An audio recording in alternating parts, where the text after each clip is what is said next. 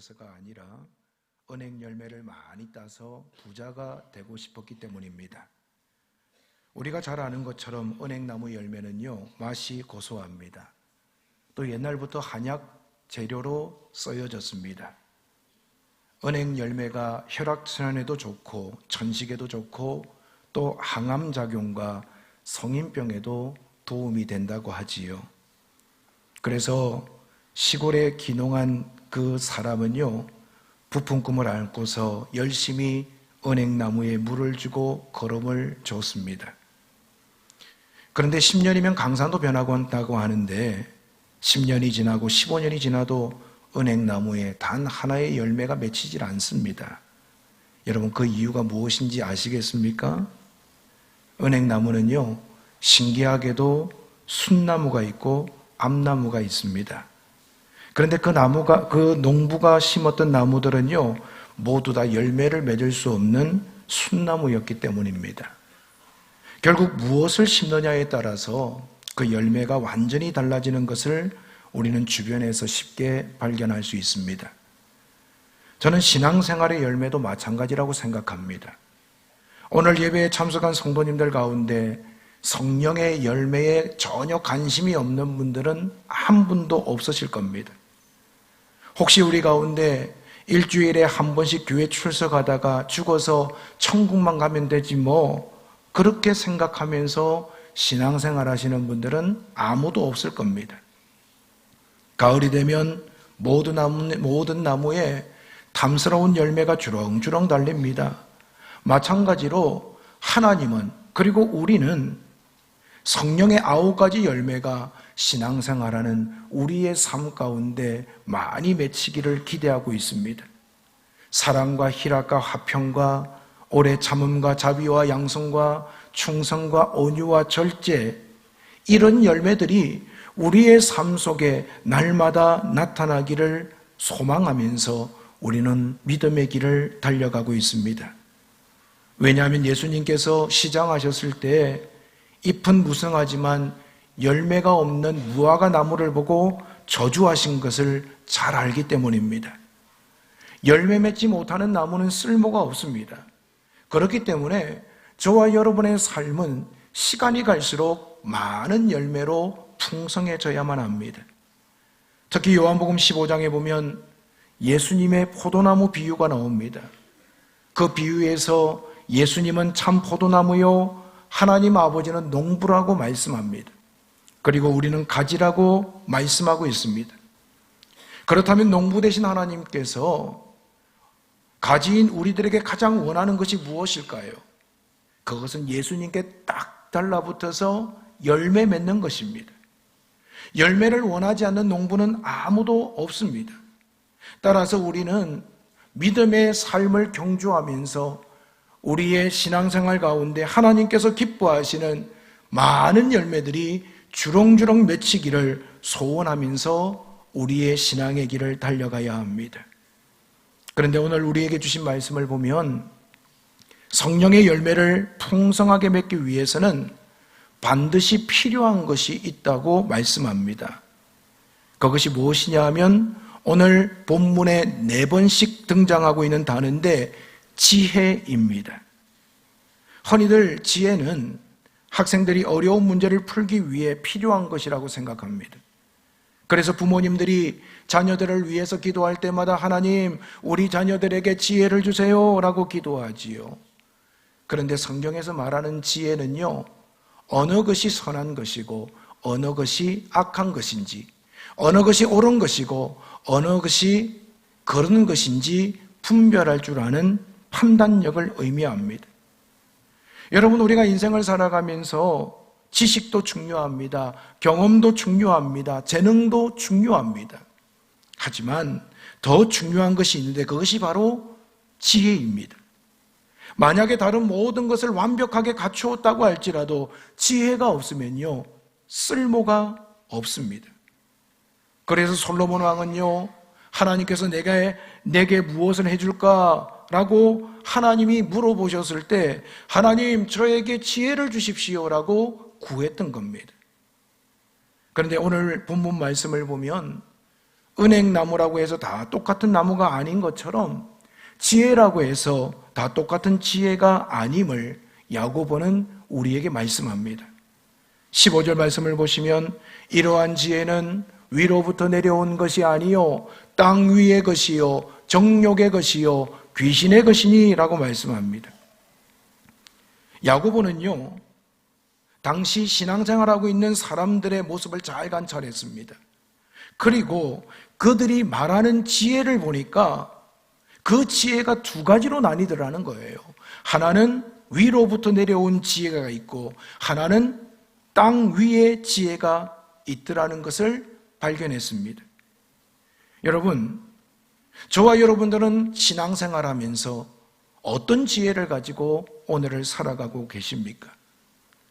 하나님이 우리와 함께 하시고 하나님이 나의 아버지이신데 우리는 하늘로부터 오는 지혜를 받아서 생활하십니까?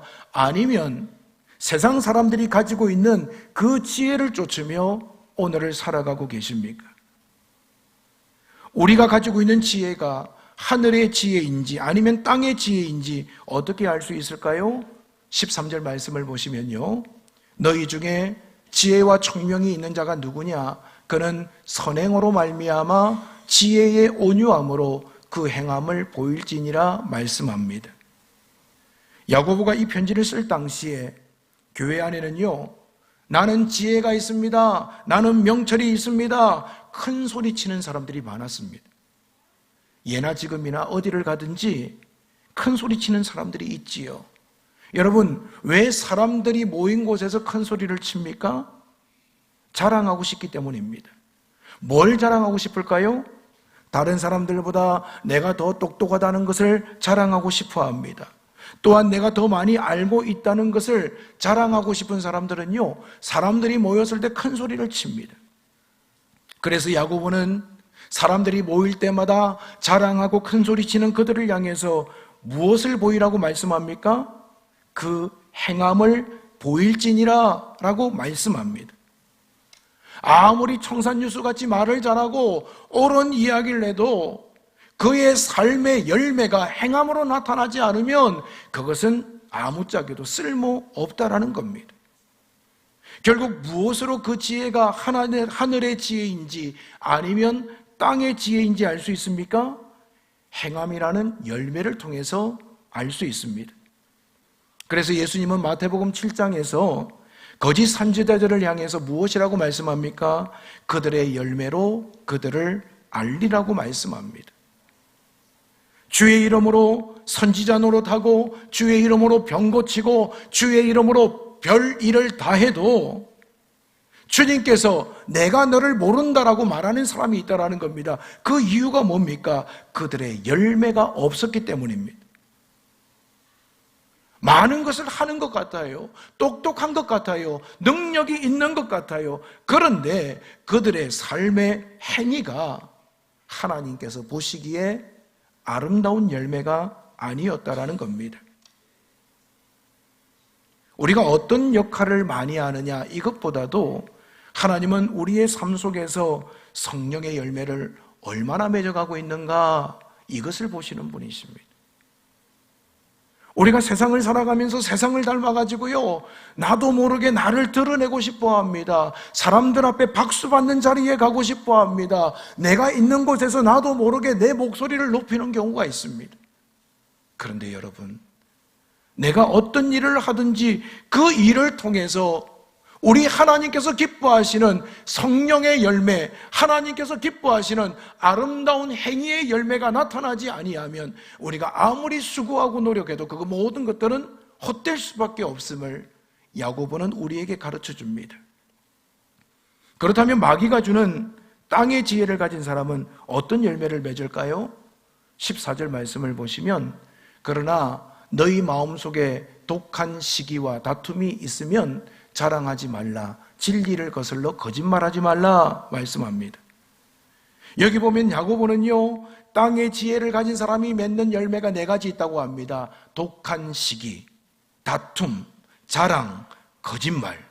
이 4가지가요 땅의 지혜를 가진 사람들의 삶에 나타나는 열매라는 거예요.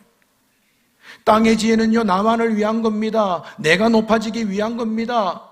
다른 사람을 무시하고 나만 사람들 앞에 세워지기를 원하는 교만한 마음으로부터 나오는 것이 바로 땅의 지혜를 가진 사람들의 모습입니다. 여기서 독한 시기라는 것은요, 연약한 성도를 세워주는 것이 아니라 도리어 넘어뜨리려고 하고 끌어내리려고 하는 마음입니다. 독한 시기가 내 마음에 자리 잡으면 나보다 똑똑한 사람을 볼 수가 없습니다. 나보다 잘난 사람을 인정하지 않습니다. 그리고 그 사람을 계속해서 험담합니다.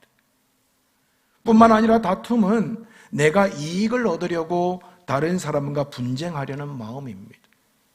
여러분 한번 생각해 보십시오. 독한 시기와 다툼, 자랑, 거짓말, 이거는요, 하나님께서 기뻐하시는 것이 아닙니다.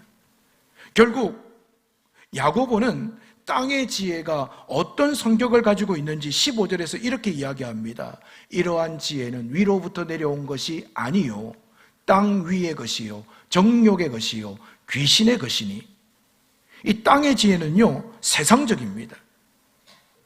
영원한 가치와 천국 상급을 소중히 여기지 않기 때문에 우리 가운데 땅의 지혜가 생긴다라는 거예요. 저 영원한 하나님 나라를 바라보는 사람은요, 땅의 지혜를 가지고 내 삶을 이기적으로 잘 살고자 그렇게 하질 않는다는 거예요. 뿐만 아니라 땅의 지혜는 정욕적입니다. 영적인 원리를 따르지 않고요, 자기 본능대로 살아갑니다. 그러다 보니까 손해보지 않으려고 합니다. 내가 어떤 이익 분기점에 서 있으면요, 내가 많은 것을 가지려고 합니다. 그러다 보니까 그 결과 다투고 자랑하고 거짓말하게 되는 거예요. 그리고 땅의 지혜는요, 마귀적입니다. 이 말은 하나님이 너무너무 싫어한다라는 거예요.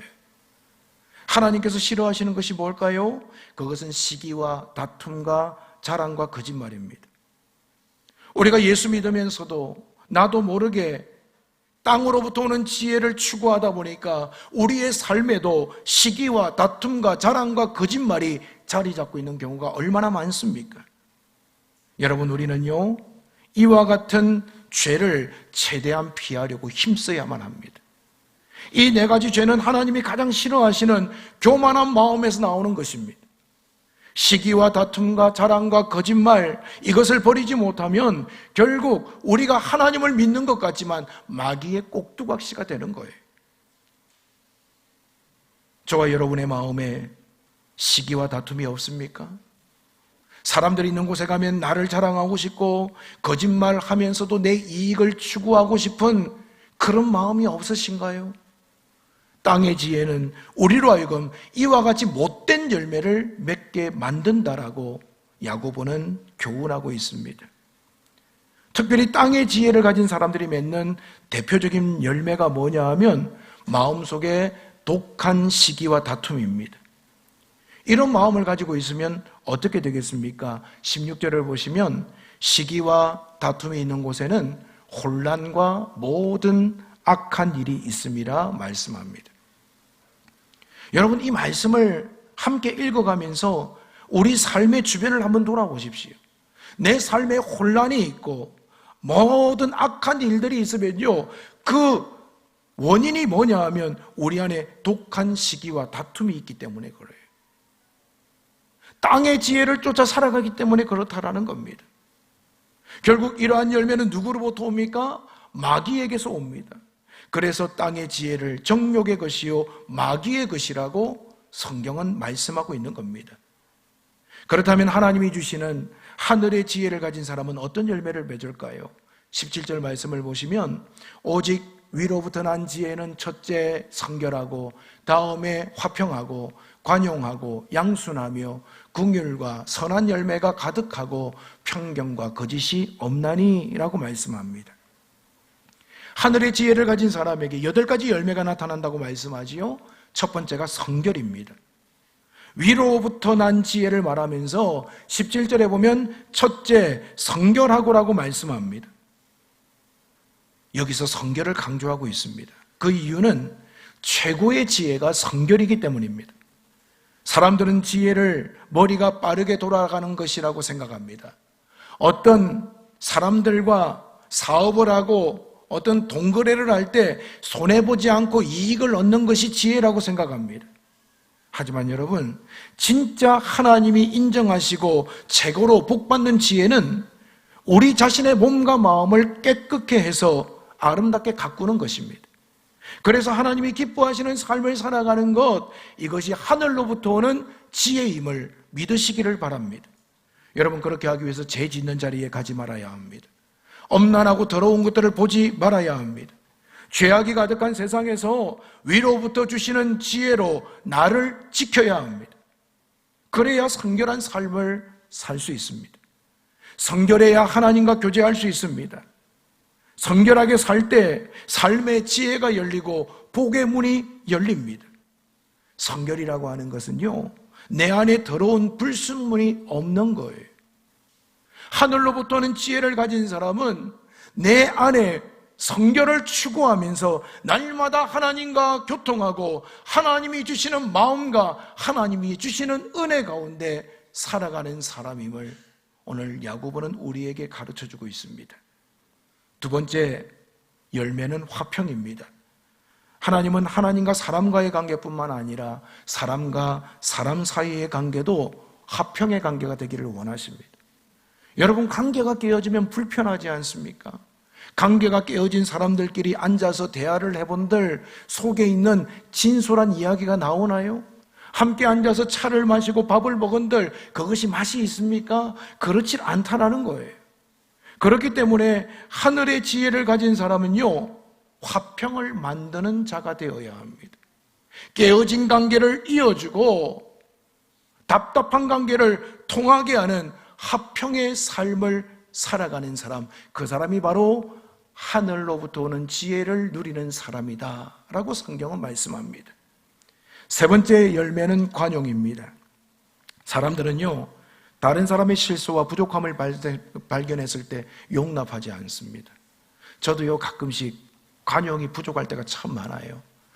아이에게 야, 아빠 물 좀 떠다 줘. 그래가지고 애가 그 말을 듣고요, 물을 떠와요.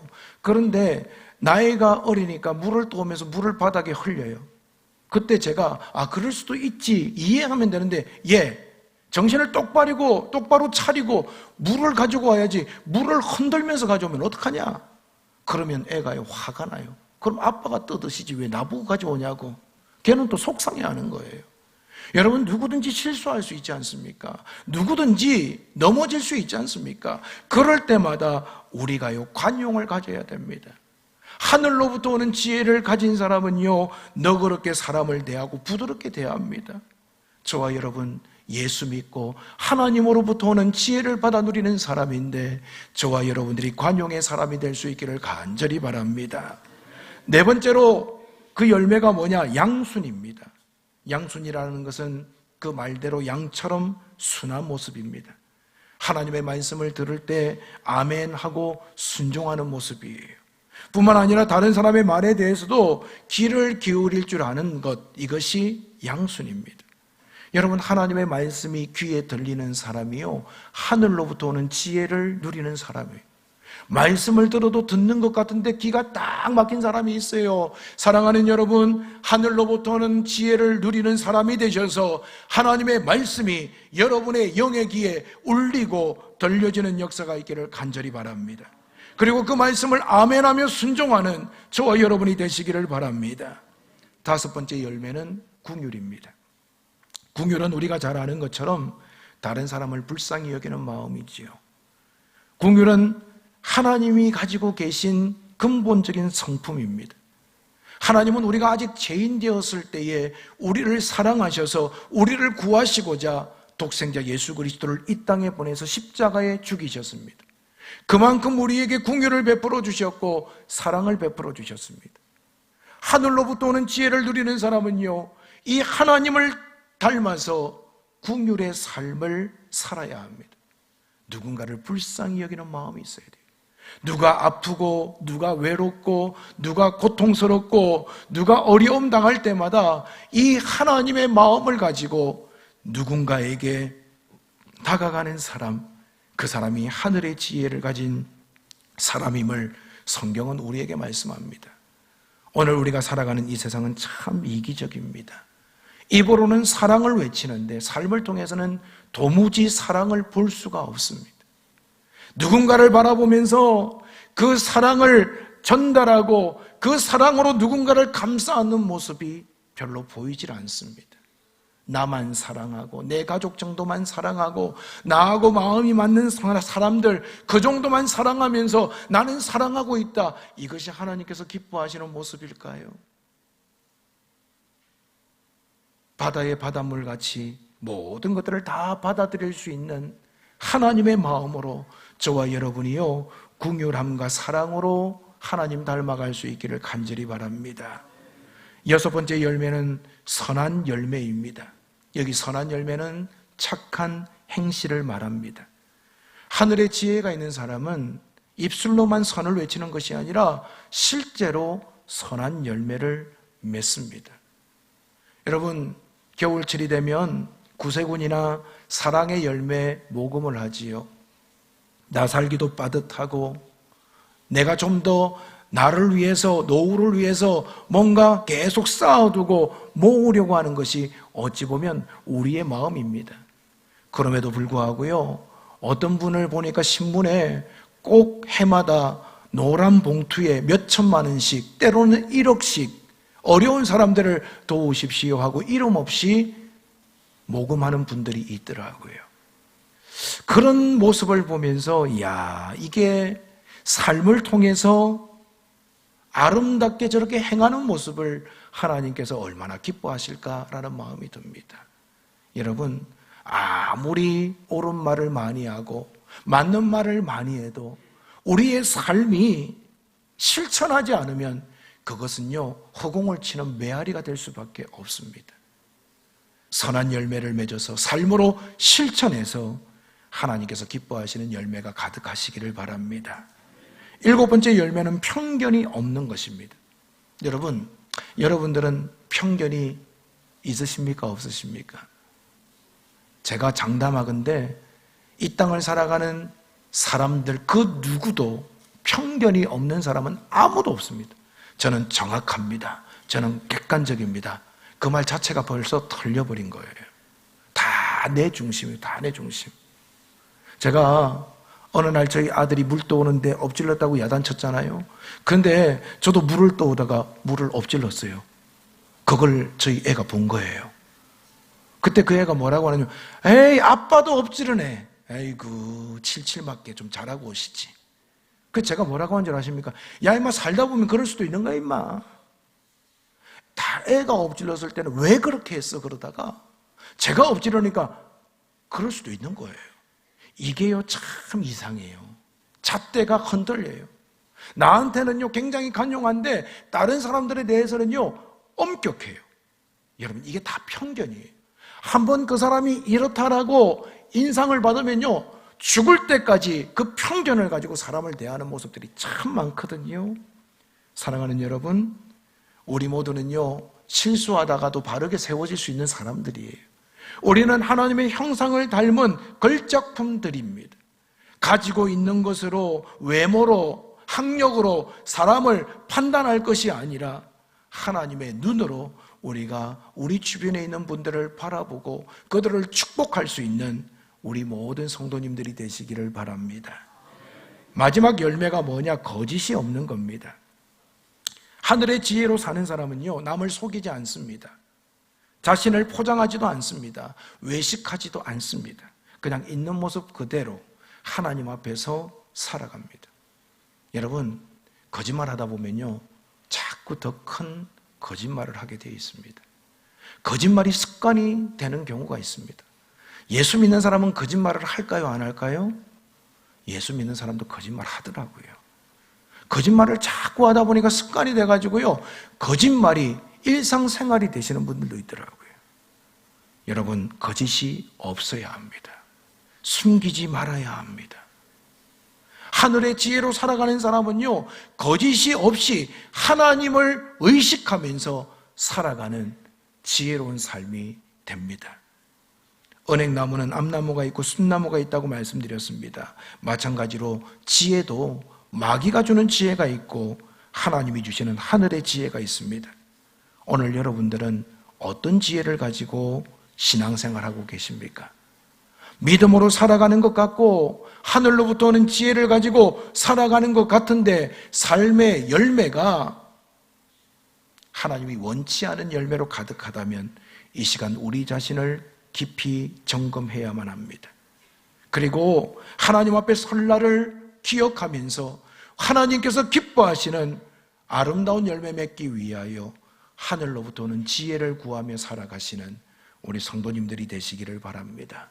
그래서 풍성한 열매가, 성령의 열매가 저와 여러분의 삶 가운데 충만하시기를 주님의 이름으로 축원을 드립니다.